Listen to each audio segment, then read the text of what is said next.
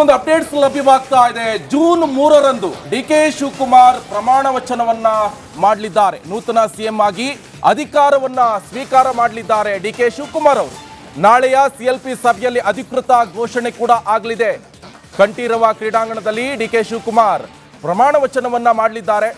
June 3ರಂದು DK Shivakumar ಪ್ರಮಾಣ ವಚನ. Latest updates ಲಭ್ಯವಾಗ್ತಾ ಇದೆ. ನೂತನ ಸಿಎಂ ಆಗಿ ಅಧಿಕಾರ ಸ್ವೀಕಾರ ಮಾಡಲಿದ್ದಾರೆ ಡಿಕೆ ಶಿವಕುಮಾರ್ ಅವರು. ನಾಳೆಯ ಸಿಎಲ್ಪಿ ಸಭೆಯಲ್ಲಿ ಅಧಿಕೃತವಾದಂತಹ ಘೋಷಣೆ ಕೂಡ ಆಗುತ್ತೆ. ಕಂಠೀರವ ಕ್ರೀಡಾಂಗಣದಲ್ಲಿ ಡಿಕೆ ಶಿವಕುಮಾರ್ ಪ್ರಮಾಣ ವಚನವನ್ನ ಮಾಡಲಿದ್ದಾರೆ. ಜೂನ್ 3ರಂದು ಡಿಕೆ ಶಿವಕುಮಾರ್ ಪ್ರಮಾಣ ವಚನವನ್ನ ಮಾಡಲಿದ್ದಾರೆ ಎನ್ನುವಂತ ಅಪ್ಡೇಟ್ಸ್ ಕೂಡ ಲಭ್ಯವಾಗ್ತಾ ಇದೆ. ನೂತನ ಸಿಎಂ ಆಗಿ ಅಧಿಕಾರವನ್ನ ವಹಿಸಿಕೊಳ್ಳಲಿದ್ದಾರೆ. ನಾಳೆಯ ಸಿಎಲ್ಪಿ ಸಭೆಯಲ್ಲಿ ಅಧಿಕೃತವಾದಂತ ಘೋಷಣೆ ಕೂಡ ಆಗತ್ತೆ. ಒಂದೊಂದು ಪ್ರೊಸೆಸ್ ಅಂತ ಇರುತ್ತೆ, ಆ ಪ್ರೊಸೆಸ್ ಪ್ರಕಾರವೇ ಆಗತ್ತೆ. ಯಾರೋ ಬಂದು ಸಿಎಂ ನೀನ್ ಅಂತ ಹೇಳಿದ್ರೆ ಆಗೋದಿಲ್ಲ.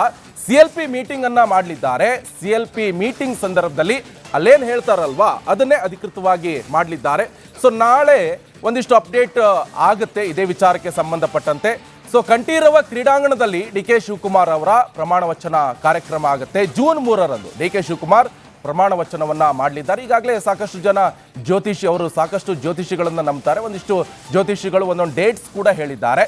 ಈಗ ಅದರ ಅನುಗುಣವಾಗಿ ಮತ್ತೆ ಒಂದಿಷ್ಟು ಹೈಕಮಾಂಡ್ ಅವರ ನಿರ್ಧಾರಕ್ಕೆ ಅನುಗುಣವಾಗಿ ಸರಿಯಾದಂಥ ಡೇಟನ್ನು ಇಟ್ಕೊಂಡಂಗೆ ಕಾಣಿಸ್ತಾ ಇದೆ. ಜೂನ್ 3ರಂದು ಡಿಕೆ ಶಿವಕುಮಾರ್ ಅವರು ನೂತನ ಸಿಎಂ ಆಗಿ ಪ್ರಮಾಣ ವಚನವನ್ನ ಮಾಡಲಿದ್ದಾರೆ. ಈ ಬಗ್ಗೆ ಡೀಟೇಲ್ಸ್ ಕೊಡ್ತಾರೆ ನನ್ನ ಕಲೀಗ್ ಚಂದ್ರು. ಫೋನ್ ಸಂಪರ್ಕದಲ್ಲಿ ಜಾಯ್ನ್ ಆಗಿದ್ದಾರೆ. ಚಂದ್ರು, ಸದ್ಯ ಏನೇನು ಬೆಳವಣಿಗೆ ಆಗ್ತಾ ಇದೆ? ಜೂನ್ 3 ಕನ್ಫರ್ಮಾ? ನಿಕೇಶ್, ಈಗ ಏನು ನಾಳೆ ಸಿಎಲ್ಪಿ ಸಭೆ ನಡೆಯುತ್ತೆ. ಮಧ್ಯಾಹ್ನ 4 ಗಂಟೆಗೆ ವಿಧಾನಸೌಧದಲ್ಲಿ ಸಿಎಲ್ಪಿ ಸಭೆ ನಡೆಯುವಂಥದ್ದು. ಅಲ್ಲಿ ಈಗಾಗಲೇ ಎಲ್ಲ ಹೊಸ ಸಿಎಂ ಆಯ್ಕೆ ಸಂಬಂಧಪಟ್ಟಂತೆ ಸಭೆಯನ್ನ ಮಾಡ್ತಾ ಇರ್ತಕ್ಕಂಥದ್ದು. ಸೊ ಬಹುತೇಕ ಈಗಾಗಲೇ ಡಿ ಕೆ ಶಿವಕುಮಾರ್ ಅವರನ್ನೇ ಸಿಎಂ ಮಾಡಬೇಕು ಅನ್ನೋಂಥದ್ದು ಹೈಕಮಾಂಡ್ ನಿರ್ಧಾರ ಆಗಿದ್ರು ಕೂಡ ಒಂದು ಸಿಎಲ್ಪಿ ಸಭೆಯನ್ನ ಮಾಡಲೇಬೇಕಾಗಿರ್ತಕ್ಕಂಥದ್ದು. ಸೊ ಅಲ್ಲಿ ಒಪಿನಿಯನ್ ಅಧಿಕೃತವಾಗಿ ತೆಗೆದುಕೊಳ್ಳದೆ ಹೋದ್ರು ಕೂಡ ನಮ್ಮ ಶಾಸಕಾಂಗದ ಪಕ್ಷದ ನಾಯಕ ಆಗಿ ಡಿ ಕೆ ಶಿವಕುಮಾರ್ ಇರ್ತಾರೆ ಅನ್ನುವಂಥದ್ದು ಅಧಿಕೃತವಾಗಿ ಘೋಷಣೆ ಮಾಡ್ತಾರೆ. ಹೀಗಾಗಿ ನಾಳೆ ಘೋಷಣೆ ಆದ ಬಳಿಕ ಇದೇ ಜೂನ್ 3ರಂದು ಬುಧವಾರ ಪ್ರಮಾಣ ವಚನವನ್ನ ಡಿ ಕೆ ಶಿವಕುಮಾರ್ ಅವರು ಸ್ವೀಕಾರ ಮಾಡ್ತಾರೆ ಅನ್ನುವಂಥದ್ದು ಈಗ ಡಿ ಕೆ ಶಿವಕುಮಾರ್ ಅವರ ಒಂದು ಆಪ್ತ ಮೂಲಗಳ ಸ್ಪಷ್ಟವಾಗಿ ತಿಳಿಸ್ತಾ ಇರ್ತಕ್ಕಂಥದ್ದು. ನಿಕೇಶ್, ಚಂದ್ರ, ಇನ್ನೊಂದು ಬಹಳ ಇಂಪಾರ್ಟೆಂಟ್, ಯಾಕಂತ ಹೇಳಿದ್ರೆ ಈಗಾಗಲೇ ಗಮನಿಸ್ತಾ ಇರ್ಬೋದು, ಈಗ ಇನ್ನು ಮೇಲಿಂದ ಸವಾಲಾಗಿ ಪರಿಣಮಿಸ್ತಾ ಇರುವಂಥದ್ದು. ಕೇವಲ ಇನ್ನು 2 ವರ್ಷ ಇದೆ. ಇಂಥ ಸಂದರ್ಭದಲ್ಲಿ ಸಾಕಷ್ಟು ಜನ ಶಾಸಕರು ಕೂಡ ಇದ್ದಾರೆ. ಅದರಲ್ಲೂ ಕೂಡ ಯುತ್ ಮುಖಂಡನಾಗಿ ಬಂದಿರುವಂಥ ಡಿ ಕೆ ಶಿವಕುಮಾರ್ ಅವರು ಹಳೆಯವರಿಗೆ ಮಣೆ ಹಾಕ್ತಾರಾ ಅಥವಾ ಹೊಸಬರಿಗೆ ಅವಕಾಶ ಸಿಗ್ಬೋದು ಎನ್ನುವಂಥ ನಿರೀಕ್ಷೆ ಇದೆ. ಅದರಲ್ಲೂ ಕೂಡ ಈಗ ಹಳಬರು ಹೇಳ್ತಾ ಇದ್ದಾರೆ ನಾನು ಕಂಟಿನ್ಯೂ ಆಗ್ಬೇಕಂತ ಹೇಳ್ತಿದ್ದಾರೆ. ಹೊಸಬರು ಹೇಳ್ತಿದ್ದಾರೆ ಡಿ ಕೆ ಶಿವಕುಮಾರ್ ನಮ್ಮ ಬಾಸು, ಅವ್ರು ಬಂದ್ರ ಮೇಲೆ ನಾವು ಮಂತ್ರಿಗಿರಿ ಪಡಿಬಹುದು ಏನೋ ಒಂದು ನಿರೀಕ್ಷೆ ಇಟ್ಕೊಂಡಿದ್ದಾರೆ. ಆ ಬೆಳವಣಿಗೆ ಬಗ್ಗೆ ಏನು ಅಪ್ಡೇಟ್ಸ್ ಲಭ್ಯವಾಗ್ತಾ ಇದೆ? Inside details Chandru. ನಿಕೇಶ್, ಖಂಡಿತವಾಗ್ಲು ಡಿ ಕೆ ಶಿವಕುಮಾರ್ ಅವರು ಈಗ ಸಿಎಂ ಆದ್ರೂ ಕೂಡ ಅವ್ರ ಮುಂದೆ ಸವಾಲ್ಗಳಂತೂ ಅನೇಕ ಇರ್ತಕ್ಕಂಥದ್ದು. ಯಾಕಂತಂದ್ರೆ 2.5 ವರ್ಷ ಅಧಿಕಾರಗಳ ಹಂಚಿಕೆ ಸೂತ್ರ ಈ ಹಿಂದೆ ಪ್ರಸ್ತಾಪವಾಗಿತ್ತು. ಇದರ ನಡುವೆ ನಾನು ಕೂಡ ಸಚಿವನಾಗಬಹುದು ಅನ್ನುವಂತ ಒಂದಷ್ಟು ಚರ್ಚೆಗಳೇನಿತ್ತು. ಆ ಚರ್ಚೆಗಳ ನಡುವೆ ಈಗ ನನಗೂ ಕೂಡ ಅವಕಾಶ ಸಿಗುತ್ತೆ ಅಂತ ಅನೇಕ ಹಿರಿಯ ಸಚಿವರು ಜೊತೆಯಲ್ಲಿ ಈ ಬಾರಿ ಯಾರೆಲ್ಲ ಕೊನೆಯದಾಗಿ ನಾನು ಈ ವರ್ಷ ಮುಂದಿನ ಬಾರಿ ಚುನಾವಣೆ ನಿಲ್ಲೋದಿಲ್ಲ, ಸ್ಪರ್ಧೆ ಮಾಡೋದಿಲ್ಲ ಅನ್ನುವಂತ ಒಂದಷ್ಟು ಹಿರಿಯ ಶಾಸಕರೇನಿದ್ದಾರೆ ಅವರು ಕೂಡ ಸಚಿವಾಕಾಂಕ್ಷೆಗಳಿರ್ತಕ್ಕಂಥದ್ದು. ಕೊನೆಯ 2 ವರ್ಷವಾದ್ರೂ ನಾನು ಕೂಡ ಸಚಿವನಾಗಿ ರಿಟೈರ್ಡ್ ಆಗಬಹುದು ಅನ್ನುವಂತ ನಿರೀಕ್ಷೆಯಲ್ಲಿ ಇರ್ತಕ್ಕಂಥದ್ದು.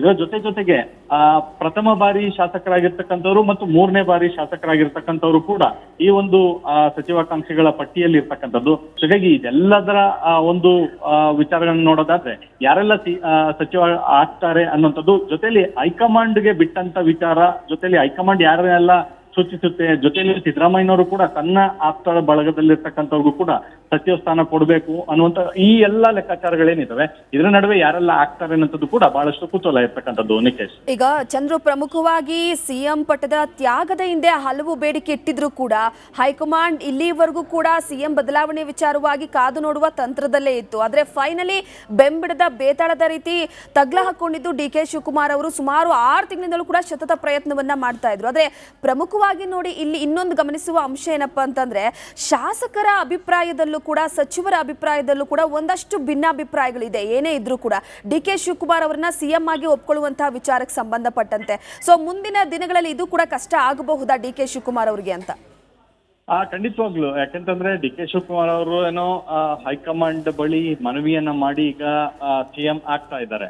ಆದ್ರೆ ಅವರ ಸಚಿವ ಸಂಪುಟ ಸೇರುವಂತ ಆಕಾಂಕ್ಷಿಗಳ ಪಟ್ಟಿ ದೊಡ್ಡದಾಗಿರ್ತಕ್ಕಂಥ ಹಿನ್ನೆಲೆಯಲ್ಲಿ ಜೊತೆಲಿ 2 ವರ್ಷಗಳ ಕಾಲ ಇರ್ತಕ್ಕಂಥದ್ದು ಮುಂದೆ ಸರ್ಕಾರ ರಚನೆ ಮಾಡ್ಲಿಕ್ಕೆ ಆಗುತ್ತೋ ಇಲ್ವೋ ಈ ರೀತಿಯಾದಂತಹ ಹಲವು ಪ್ರಶ್ನೆಗಳಿರೋದ್ರಿಂದ ಈಗ ಕಾಂಗ್ರೆಸ್ನಲ್ಲಿ ಸಚಿವ ಸ್ಥಾನದ ಆಕಾಂಕ್ಷಿಗಳ ಪಟ್ಟಿ ಕೂಡ ದೊಡ್ಡದಾಗಿದೆ. ಜೊತೆಯಲ್ಲಿ ಈ ಗ್ಯಾರಂಟಿ ಒಂದು ಅಪ್ಡೇಟ್ಸ್ ಲಭ್ಯವಾಗ್ತಾ ಇದೆ. ಜೂನ್ 3ರಂದು ಡಿ ಕೆ ಶಿವಕುಮಾರ್ ಪ್ರಮಾಣ ವಚನವನ್ನ ಮಾಡಲಿದ್ದಾರೆ. ನೂತನ ಸಿಎಂ ಆಗಿ ಅಧಿಕಾರವನ್ನ ಸ್ವೀಕಾರ ಮಾಡಲಿದ್ದಾರೆ ಡಿ ಕೆ ಶಿವಕುಮಾರ್ ಅವರು. ನಾಳೆಯ ಸಿಎಲ್ಪಿ ಸಭೆಯಲ್ಲಿ ಅಧಿಕೃತ ಘೋಷಣೆ ಕೂಡ ಆಗಲಿದೆ. ಕಂಠೀರವ ಕ್ರೀಡಾಂಗಣದಲ್ಲಿ ಡಿ ಕೆ ಶಿವಕುಮಾರ್ ಪ್ರಮಾಣ ವಚನವನ್ನ ಮಾಡಲಿದ್ದಾರೆ. ಜೂನ್ 3ರಂದು ಡಿ ಕೆ ಶಿವಕುಮಾರ್ ಪ್ರಮಾಣ ವಚನ. ಲೇಟೆಸ್ಟ್ ಅಪ್ಡೇಟ್ಸ್ ಲಭ್ಯವಾಗ್ತಾ ಇದೆ. ನೂತನ ಸಿಎಂ ಆಗಿ ಅಧಿಕಾರ ಸ್ವೀಕಾರ ಮಾಡಲಿದ್ದಾರೆ ಡಿ ಕೆ ಶಿವಕುಮಾರ್ ಅವರು. ನಾಳೆಯ ಸಿಎಲ್ಪಿ ಸಭೆಯಲ್ಲಿ ಅಧಿಕೃತವಾದಂತಹ ಘೋಷಣೆ ಕೂಡ ಆಗುತ್ತೆ. ಕಂಠೀರವ ಕ್ರೀಡಾಂಗಣದಲ್ಲಿ ಡಿ ಕೆ ಶಿವಕುಮಾರ್ ಪ್ರಮಾಣ ವಚನವನ್ನ ಮಾಡಲಿದ್ದಾರೆ. ಜೂನ್ 3ರಂದು ಡಿ ಕೆ ಶಿವಕುಮಾರ್ ಪ್ರಮಾಣ ವಚನವನ್ನ ಮಾಡಲಿದ್ದಾರೆ ಎನ್ನುವಂತ ಅಪ್ಡೇಟ್ಸ್ ಕೂಡ ಲಭ್ಯವಾಗ್ತಾ ಇದೆ. ನೂತನ ಸಿಎಂ ಆಗಿ ಅಧಿಕಾರವನ್ನ ವಹಿಸಿಕೊಳ್ಳಲಿದ್ದಾರೆ. ನಾಳೆಯ ಸಿಎಲ್ಪಿ ಸಭೆಯಲ್ಲಿ ಅಧಿಕೃತವಾದಂತ ಘೋಷಣೆ ಕೂಡ ಆಗತ್ತೆ. ಒಂದೊಂದು ಪ್ರೊಸೆಸ್ ಅಂತ ಇರುತ್ತೆ, ಆ ಪ್ರೊಸೆಸ್ ಪ್ರಕಾರವೇ ಆಗತ್ತೆ. ಯಾರೋ ಬಂದು ಸಿಎಂ ನೀನ್ ಅಂತ ಹೇಳಿದ್ರೆ ಆಗೋದಿಲ್ಲ. ಸಿಎಲ್ಪಿ ಮೀಟಿಂಗ್ ಅನ್ನ ಮಾಡಲಿದ್ದಾರೆ. ಸಿಎಲ್ಪಿ ಮೀಟಿಂಗ್ ಸಂದರ್ಭದಲ್ಲಿ ಅಲ್ಲೇನ್ ಹೇಳ್ತಾರಲ್ವಾ ಅದನ್ನೇ ಅಧಿಕೃತವಾಗಿ ಮಾಡಲಿದ್ದಾರೆ. ಸೊ ನಾಳೆ ಒಂದಿಷ್ಟು ಅಪ್ಡೇಟ್ ಆಗುತ್ತೆ ಇದೇ ವಿಚಾರಕ್ಕೆ ಸಂಬಂಧಪಟ್ಟಂತೆ. ಸೊ ಕಂಠೀರವ ಕ್ರೀಡಾಂಗಣದಲ್ಲಿ ಡಿ ಕೆ ಶಿವಕುಮಾರ್ ಅವರ ಪ್ರಮಾಣ ವಚನ ಕಾರ್ಯಕ್ರಮ ಆಗುತ್ತೆ. ಜೂನ್ 3ರಂದು ಡಿ ಕೆ ಶಿವಕುಮಾರ್ ಪ್ರಮಾಣ ವಚನವನ್ನ ಮಾಡಲಿದ್ದಾರೆ. ಈಗಾಗಲೇ ಸಾಕಷ್ಟು ಜನ ಅವರು ಸಾಕಷ್ಟು ಜ್ಯೋತಿಷಿಗಳನ್ನ ನಂಬ್ತಾರೆ. ಒಂದಿಷ್ಟು ಜ್ಯೋತಿಷಿಗಳು ಒಂದೊಂದು ಡೇಟ್ಸ್ ಕೂಡ ಹೇಳಿದ್ದಾರೆ. ಈಗ ಅದರ ಅನುಗುಣವಾಗಿ ಮತ್ತೆ ಒಂದಿಷ್ಟು ಹೈಕಮಾಂಡ್ ಅವರ ನಿರ್ಧಾರಕ್ಕೆ ಅನುಗುಣವಾಗಿ ಸರಿಯಾದಂಥ ಡೇಟನ್ನು ಇಟ್ಕೊಂಡಂಗೆ ಕಾಣಿಸ್ತಾ ಇದೆ. ಜೂನ್ 3ರಂದು ಡಿ ಕೆ ಶಿವಕುಮಾರ್ ಅವರು ನೂತನ ಸಿಎಂ ಆಗಿ ಪ್ರಮಾಣ ವಚನವನ್ನ ಮಾಡಲಿದ್ದಾರೆ. ಈ ಬಗ್ಗೆ ಡೀಟೇಲ್ಸ್ ಕೊಡ್ತಾರೆ ನನ್ನ ಕಲೀಗ್ ಚಂದ್ರು. ಫೋನ್ ಸಂಪರ್ಕದಲ್ಲಿ ಜಾಯ್ನ್ ಆಗಿದ್ದಾರೆ. ಚಂದ್ರು, ಸದ್ಯ ಏನೇನು ಬೆಳವಣಿಗೆ ಆಗ್ತಾ ಇದೆ? ಜೂನ್ 3 ಕನ್ಫರ್ಮಾ? ನಿಕೇಶ್, ಈಗ ಏನು ನಾಳೆ ಸಿಎಲ್ಪಿ ಸಭೆ ನಡೆಯುತ್ತೆ. ಮಧ್ಯಾಹ್ನ 4 ಗಂಟೆಗೆ ವಿಧಾನಸೌಧದಲ್ಲಿ ಸಿಎಲ್ಪಿ ಸಭೆ ನಡೆಯುವಂಥದ್ದು. ಅಲ್ಲಿ ಈಗಾಗಲೇ ಎಲ್ಲ ಹೊಸ ಸಿಎಂ ಆಯ್ಕೆ ಸಂಬಂಧಪಟ್ಟಂತೆ ಸಭೆಯನ್ನ ಮಾಡ್ತಾ ಇರ್ತಕ್ಕಂಥದ್ದು. ಸೊ ಬಹುತೇಕ ಈಗಾಗಲೇ ಡಿ ಕೆ ಶಿವಕುಮಾರ್ ಅವರನ್ನೇ ಸಿಎಂ ಮಾಡಬೇಕು ಅನ್ನೋಂಥದ್ದು ಹೈಕಮಾಂಡ್ ನಿರ್ಧಾರ ಆಗಿದ್ರು ಕೂಡ ಒಂದು ಸಿಎಲ್ಪಿ ಸಭೆಯನ್ನ ಮಾಡಲೇಬೇಕಾಗಿರ್ತಕ್ಕಂಥದ್ದು. ಸೊ ಅಲ್ಲಿ ಒಪಿನಿಯನ್ ಅಧಿಕೃತವಾಗಿ ತೆಗೆದುಕೊಳ್ಳದೆ ಹೋದ್ರು ಕೂಡ ನಮ್ಮ ಶಾಸಕಾಂಗದ ಪಕ್ಷದ ನಾಯಕ ಆಗಿ ಡಿ ಕೆ ಶಿವಕುಮಾರ್ ಇರ್ತಾರೆ ಅನ್ನುವಂಥದ್ದು ಅಧಿಕೃತವಾಗಿ ಘೋಷಣೆ ಮಾಡ್ತಾರೆ. ಹೀಗಾಗಿ ನಾಳೆ ಘೋಷಣೆ ಆದ ಬಳಿಕ ಇದೇ ಜೂನ್ 3ರಂದು ಬುಧವಾರ ಪ್ರಮಾಣ ವಚನವನ್ನ ಡಿ ಕೆ ಶಿವಕುಮಾರ್ ಅವರು ಸ್ವೀಕಾರ ಮಾಡ್ತಾರೆ ಅನ್ನುವಂಥದ್ದು ಈಗ ಡಿ ಕೆ ಶಿವಕುಮಾರ್ ಅವರ ಒಂದು ಆಪ್ತ ಮೂಲಗಳ ಸ್ಪಷ್ಟವಾಗಿ ತಿಳಿಸ್ತಾ ಇರ್ತಕ್ಕಂಥದ್ದು. ನಿಕೇಶ್, ಚಂದ್ರ, ಇನ್ನೊಂದು ಬಹಳ ಇಂಪಾರ್ಟೆಂಟ್, ಯಾಕಂತ ಹೇಳಿದ್ರೆ ಈಗಾಗಲೇ ಗಮನಿಸ್ತಾ ಇರ್ಬೋದು, ಈಗ ಇನ್ನು ಮೇಲಿಂದ ಸವಾಲಾಗಿ ಪರಿಣಮಿಸ್ತಾ ಇರುವಂಥದ್ದು. ಕೇವಲ ಇನ್ನು 2 ವರ್ಷ ಇದೆ. ಇಂಥ ಸಂದರ್ಭದಲ್ಲಿ ಸಾಕಷ್ಟು ಜನ ಶಾಸಕರು ಕೂಡ ಇದ್ದಾರೆ. ಅದರಲ್ಲೂ ಕೂಡ ಯುತ್ ಮುಖಂಡನಾಗಿ ಬಂದಿರುವಂಥ ಡಿ ಕೆ ಶಿವಕುಮಾರ್ ಅವರು ಹಳೆಯವರಿಗೆ ಮಣೆ ಹಾಕ್ತಾರಾ ಅಥವಾ ಹೊಸಬರಿಗೆ ಅವಕಾಶ ಸಿಗ್ಬೋದು ಎನ್ನುವಂಥ ನಿರೀಕ್ಷೆ ಇದೆ. ಅದರಲ್ಲೂ ಕೂಡ ಈಗ ಹಳಬರು ಹೇಳ್ತಾ ಇದ್ದಾರೆ ನಾನು ಕಂಟಿನ್ಯೂ ಆಗ್ಬೇಕಂತ ಹೇಳ್ತಿದ್ದಾರೆ. ಹೊಸಬರು ಹೇಳ್ತಿದ್ದಾರೆ ಡಿ ಕೆ ಶಿವಕುಮಾರ್ ನಮ್ಮ ಬಾಸು, ಅವ್ರು ಬಂದ್ರ ಮೇಲೆ ನಾವು ಮಂತ್ರಿಗಿರಿ ಪಡಿಬಹುದು ಏನೋ ಒಂದು ನಿರೀಕ್ಷೆ ಇಟ್ಕೊಂಡಿದ್ದಾರೆ. ಆ ಬೆಳವಣಿಗೆ ಬಗ್ಗೆ ಏನು ಅಪ್ಡೇಟ್ಸ್ ಲಭ್ಯವಾಗ್ತಾ ಇದೆ? Inside details Chandru. ನಿಕೇಶ್, ಖಂಡಿತವಾಗ್ಲು ಡಿ ಕೆ ಶಿವಕುಮಾರ್ ಅವರು ಈಗ ಸಿಎಂ ಆದ್ರೂ ಕೂಡ ಅವ್ರ ಮುಂದೆ ಸವಾಲ್ಗಳಂತೂ ಅನೇಕ ಇರ್ತಕ್ಕಂಥದ್ದು. ಯಾಕಂತಂದ್ರೆ 2.5 ವರ್ಷ ಅಧಿಕಾರಗಳ ಹಂಚಿಕೆ ಸೂತ್ರ ಈ ಹಿಂದೆ ಪ್ರಸ್ತಾಪವಾಗಿತ್ತು. ಇದರ ನಡುವೆ ನಾನು ಕೂಡ ಸಚಿವನಾಗಬಹುದು ಅನ್ನುವಂತ ಒಂದಷ್ಟು ಚರ್ಚೆಗಳೇನಿತ್ತು. ಆ ಚರ್ಚೆಗಳ ನಡುವೆ ಈಗ ನನಗೂ ಕೂಡ ಅವಕಾಶ ಸಿಗುತ್ತೆ ಅಂತ ಅನೇಕ ಹಿರಿಯ ಸಚಿವರು, ಜೊತೆಯಲ್ಲಿ ಈ ಬಾರಿ ಯಾರೆಲ್ಲ ಕೊನೆಯದಾಗಿ ನಾನು ಈ ವರ್ಷ ಮುಂದಿನ ಬಾರಿ ಚುನಾವಣೆ ನಿಲ್ಲೋದಿಲ್ಲ, ಸ್ಪರ್ಧೆ ಮಾಡೋದಿಲ್ಲ ಅನ್ನುವಂತ ಒಂದಷ್ಟು ಹಿರಿಯ ಶಾಸಕರೇನಿದ್ದಾರೆ ಅವರು ಕೂಡ ಸಚಿವಾಕಾಂಕ್ಷೆಗಳಿರ್ತಕ್ಕಂಥದ್ದು. ಕೊನೆಯ 2 ವರ್ಷವಾದ್ರೂ ನಾನು ಕೂಡ ಸಚಿವನಾಗಿ ರಿಟೈರ್ಡ್ ಆಗಬಹುದು ಅನ್ನುವಂತ ನಿರೀಕ್ಷೆಯಲ್ಲಿ ಇರ್ತಕ್ಕಂಥದ್ದು.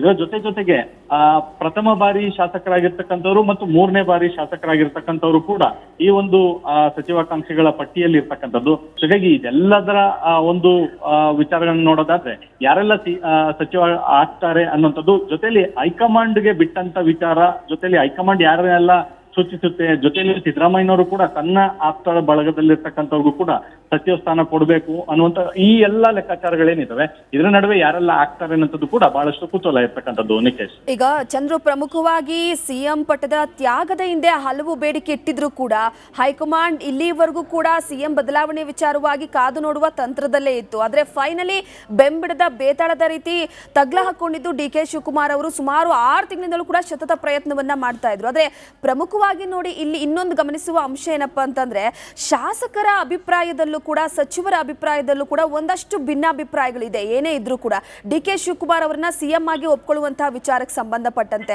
ಸೊ ಮುಂದಿನ ದಿನಗಳಲ್ಲಿ ಇದು ಕೂಡ ಕಷ್ಟ ಆಗಬಹುದಾ ಡಿ ಕೆ ಶಿವಕುಮಾರ್ ಅವರಿಗೆ ಅಂತ? ಖಂಡಿತವಾಗ್ಲು. ಯಾಕಂತಂದ್ರೆ ಡಿ ಕೆ ಶಿವಕುಮಾರ್ ಅವರು ಏನೋ ಹೈಕಮಾಂಡ್ ಬಳಿ ಮನವಿಯನ್ನ ಮಾಡಿ ಈಗ ಸಿಎಂ ಆಗ್ತಾ ಇದ್ದಾರೆ. ಆದ್ರೆ ಅವರ ಸಚಿವ ಸಂಪುಟ ಸೇರುವಂತ ಆಕಾಂಕ್ಷಿಗಳ ಪಟ್ಟಿ ದೊಡ್ಡದಾಗಿರ್ತಕ್ಕಂಥ ಹಿನ್ನೆಲೆಯಲ್ಲಿ ಜೊತೆಲಿ 2 ವರ್ಷಗಳ ಕಾಲ ಇರ್ತಕ್ಕಂಥದ್ದು ಮುಂದೆ ಸರ್ಕಾರ ರಚನೆ ಮಾಡ್ಲಿಕ್ಕೆ ಆಗುತ್ತೋ ಇಲ್ವೋ ಈ ರೀತಿಯಾದಂತಹ ಹಲವು ಪ್ರಶ್ನೆಗಳಿರೋದ್ರಿಂದ ಈಗ ಕಾಂಗ್ರೆಸ್ನಲ್ಲಿ ಸಚಿವ ಸ್ಥಾನದ ಆಕಾಂಕ್ಷಿಗಳ ಪಟ್ಟಿ ಕೂಡ ದೊಡ್ಡದಾಗಿದೆ. ಜೊತೆಯಲ್ಲಿ ಈ ಗ್ಯಾರಂಟಿ